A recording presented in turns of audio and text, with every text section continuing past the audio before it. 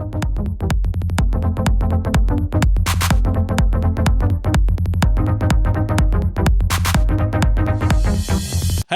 and welcome back to another video. My name is Farhan, also known as Gunner Since 96, and you're watching my Mikel Arteta press conference reaction.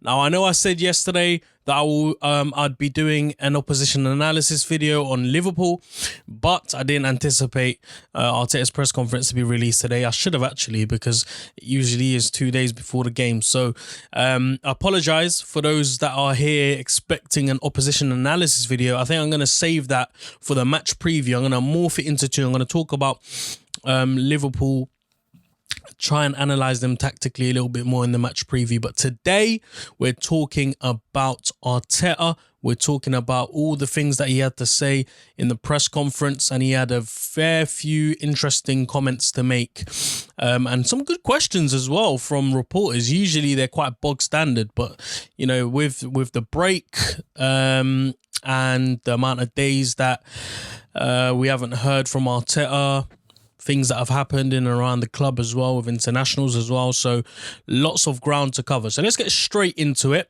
The first question, by the way, I've only picked out 4 quotes. So if you want to listen to the full press conference, I'll link it down below. Click onto the link and yeah, you'll be able to hear the full press conference there. So the first question is, what are the main areas that you need to rectify to improve the record, our record?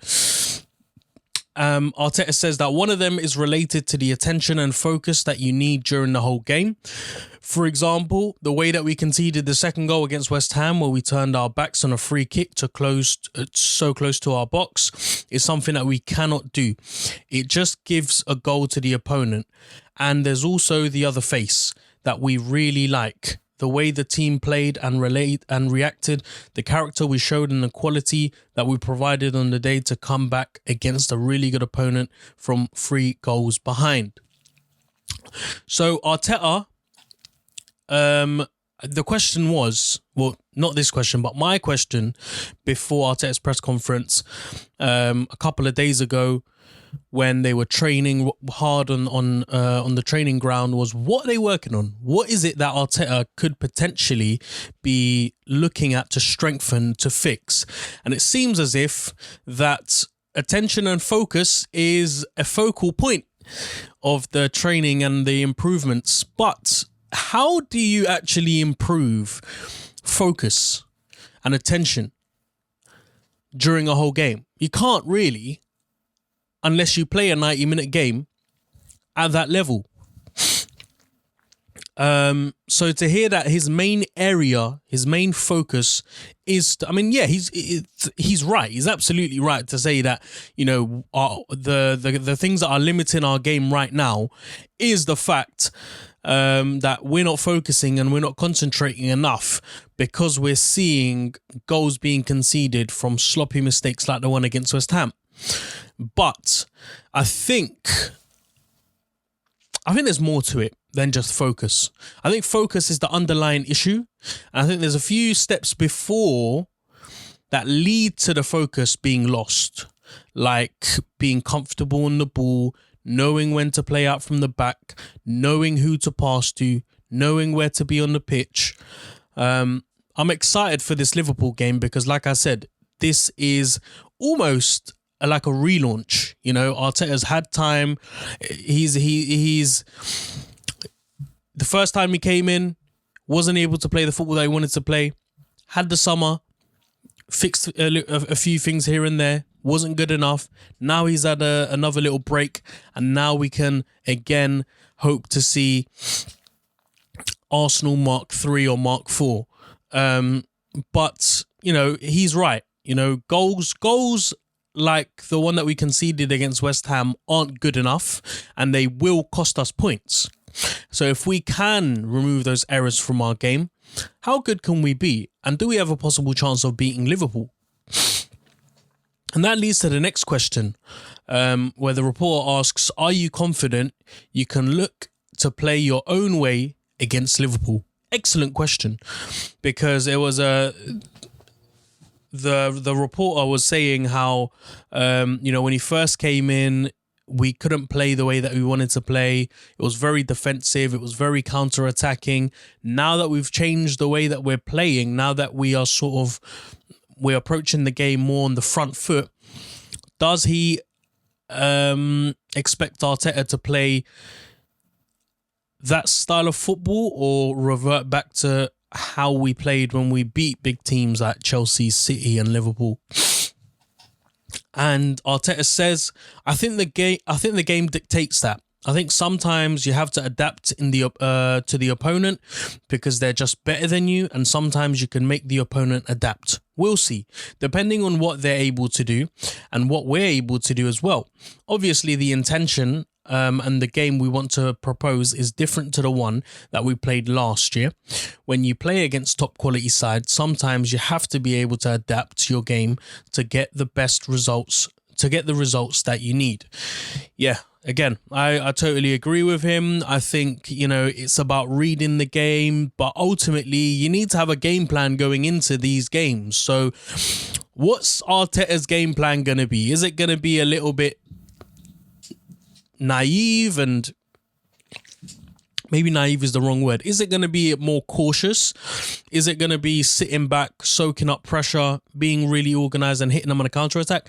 I think there's a good chance that we might see that, because I think Arteta knows that this Arsenal are not the finished product, and I don't think we are anywhere near the quality that we need to be to beat these big teams. But at the end of the day, Liverpool are a team as well that are going through a really tough spell. They have been struggling with confidence at the back, especially at the back. So that's going to be interesting, because I think Arteta will know, having analysed their performances, that they're struggling to find a centre-back partnership. They're struggling to find decent centre-backs. They're playing a central defensive midfielder at the back, which isn't helping their shape, which isn't helping them to remain structured and organised. And it does fall apart when teams put pressure on them. Equally, they are being wasteful up front as well, with Salah and Mane not really hitting top form, Firmino as well. But they got other players like Jota, who are taking their chances and, who are playing with a lot of motivation. So is Arteta likely to make a statement and to play the style that he's been trying to implement? I think in the grand scheme of things, but it's also dependent on who's playing, because the type of characters and the type of players on the pitch also make a big difference. If you've got Bukayo Saka, who hasn't even started training with a full team yet, same with Emile Smith-Rowe, which is unfortunate. But if you've got players who like to run with the ball, who like to progress and press forward, then you're likely to see an Arsenal side who are going to press and who are going to be quite aggressive.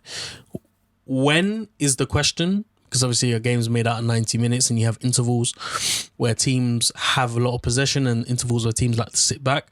It's going to be a fascinating game. Tactically speaking, it's going to be absolutely incredible to watch, because you got two managers here who haven't had the best season, who are looking to get back up into the big time. They know they've got a lot of work to do, and international breaks, like I said, ruin momentums. So this is an opportunity to start fresh for the last 9 games. Moving on to the next question, talking about after the last 9 games, we obviously have the summer transfer window, and this question is all about that. So the reporter asks, will you be trying to raise funds to bring in players this summer? Interesting question. Should be simple enough. So Arteta says, obviously we need support from everybody to try to do what we've done, and so far we've done it. We've had it, sorry. The commitment and the vision that we all share is unquestionable, and we had a lot of meetings about that, and we're all on the same page. We know where we are, and we're realistic about what we are. The things that we have done have consequences because it generates some instability and is necessary to make changes, but we need some stability now to grow and evolve in the way we want to do it.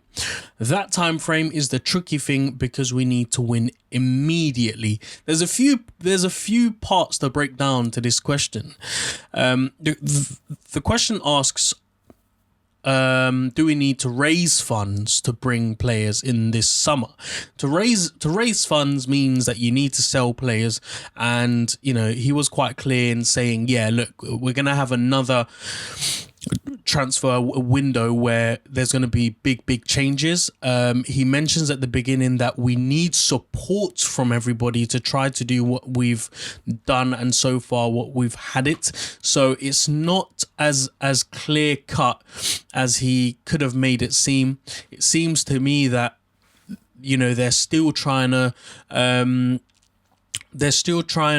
convince the board that they need X amount, that they need to do X amount of things in the summer transfer window. He mentions the fact that, the commitment and the vision they all share is unquestionable. Meetings that they've had, they're all on the same page. I really bloody hope they are on the same page. But I get the impression from this answer that they have a certain vision, they have a plan that they want to execute, but that plan might be a little bit far-fetched, and they might need to knock it down a notch and go for a realistic approach. And he mentions that, we also need to be realistic about where we are. So, it is about managing expectations, and it is about also finishing strong. If they can win the Europa League and finish as high as 5th, that will be success. Whether you like it or not, that will be a successful season. And if we have a successful season, do the board then look at the situation and say, well, with the players that you've got, you managed to finish 5th in a really, unstable environment, COVID environment. You still managed to finish 5th, and you still managed to win the Europa League. So, what's stopping you from doing the same or, even better next season? And I worry a lot about that type of mindset and that type of mentality. If we underperform, then there might be the question of, you've underperformed. We're not able to give X amount because you haven't got European football, and the Premier League pot money isn't as big as you would have got. Or it might be the case that, all right, guys, this is a desperate situation. We need to turn things around imminently. And so we are going to commit ourselves to one window where we give you X amount to spend. I highly doubt that would be the case because, I know the history with Kroenke at this club and the history of what he's like with money. And, he's never spent any money at Arsenal. He's never invested from his own funds as an owner. We've seen ample owners in the Premier League invest with their own money, but for some reason Kroenke doesn't believe in that sort of system. So it'll be an interesting summer transfer window, but judging by Arteta's words, I think we can expect some drastic changes coming up. So that's going to be something to keep an eye on. And finally, on Lacazette's future, there's a question about Lacazette's future and an interesting one. So the question asks, people have been speculating about Lacazette's future, and Arteta says, I'm always happy when people talk about our players and speculate on that. It means they're doing well and getting attention from other clubs. The situation with Laka will be addressed in the summer. I'll speak to him and just propose a future that we want, and that's it. Now I just want players focused and only focus on performing and getting the best out of them for the team. This is obviously it's an interesting answer that he gives about Lacazette, but in terms on Lacazette, it's been quite disappointing that he has performed so well so late on in his career, because it puts us in a very sticky situation. I think I would have preferred Lacazette to remain Lacazette, where he was, struggling to get goals and etc., because at least then we know that we need to find the replacement and we need to move this player on. Now it's difficult. If you're asking me what I would want, I'd definitely still want Lacazette to be moved on. Nearing to the age of 30, he is at the latter stages of his career. He has surpassed his peak. I mean, some players obviously peak at different stages. He's probably peaking now. He's having the best. I don't know. I'm not actually too sure whether he's having the best season. He's definitely having one of the best seasons he's had in an Arsenal shirt. His first season at Arsenal was a great one, and now again under Arteta, he's been playing really, really well, scoring goals, getting into right areas, making the final third look good, and making us efficient as well. But I get the impression that the club will offer him a contract extension. We know that Mohamed El-Neni's been offered a contract extension as well.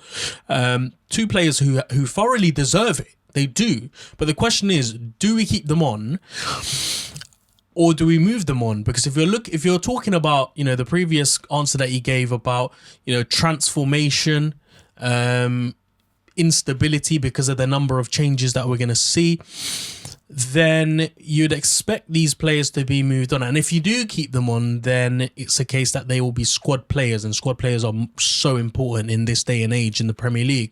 So important to have a depth squad with lots of depth and lots of quality. If Lacazette does stay on, he's going to have to be one of those players that sit on the bench, but equally what worries me is the length and the amount that the club are willing to give him. I'm going to sneeze, excuse me. Bless me, sorry about that. So, Lacazette's future at Arsenal. I get the impression that Arteta will sit him down in the summer and say, look, this is the situation now. We're moving towards this direction. We're moving to this step. You have a future here, but it might not be the role that you want to play.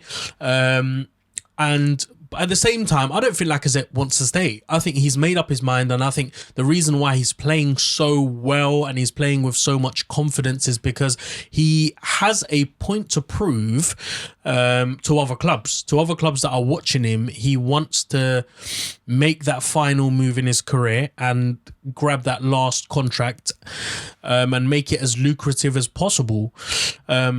I don't know what it is that's giving me that impression, but I don't know. There's certain things, certain body languages from a player and just the way that they are around the club. He just seems a little bit more free and a little bit more acceptance of his role, whether he's on the bench or whether he's playing. He seems happy with that. And that's great. That's what you want in a player, but no footballer is going to be happy playing on the bench. Aubameyang in North London derby, sulking right at the end, left, and that's obviously under different circumstances. But the point I'm making is that, if Lacazette's here for the long run, he's going to want to be the first man on the pitch, the first name on the list, on the squad list. So, on the team sheet, I should say. So that's going to be interesting to see as well. There are many loose ends to tie up. Whether we let Lacazette go or not will be one of the most important points and one of the most important bits of business as to, what happens in our own window, what we're able to do as well. Because if you're selling someone like Lacazette, you're pushing about 30 mil, maybe 35 for someone like him. Actually, maybe 30 is a bit much. Maybe 25. Still a considerable amount, 25 mil. Odsonne-Edouard is said to be about 15 to 20 mil. So, but we'll see. It's going to be a fascinating window. It's going to be one of the most interesting one in the last 10, 15 years, maybe more. And yeah, we just need to get through these last 9 games and the Europa League, finish the season strong and try and get ourselves in the most advantageous position in the summer transfer window. In terms of Arteta's press conference, that's really it. Those are the things that I wanted to talk about there. He did mention Nketiah. He did talk about Saka and Emile Smith-Rowe and how, disappointing it was to watch the under-21s, under-23s, I think it's under-21s, perform the way they did. And, we're just gonna have to see what happens with them as well, especially in Nketiah, who failed to score a single goal, which was really disappointing. But look, I'm not going to talk about that now. I'm not going to waffle on anymore. I'm going to leave it there. So thank you very much for watching. If you enjoyed the video, please do give it a thumbs up. Subscribe to the channel if you haven't, and hit that bell notification to be notified every time I release a video. I'll be back again tomorrow for a match day preview, looking ahead to that game on Saturday evening, where we'll be facing Liverpool, and hopefully get 3 points out of that. But until then, stay home, stay safe, and enjoy the rest of your day. Thank you very much. Bye-bye.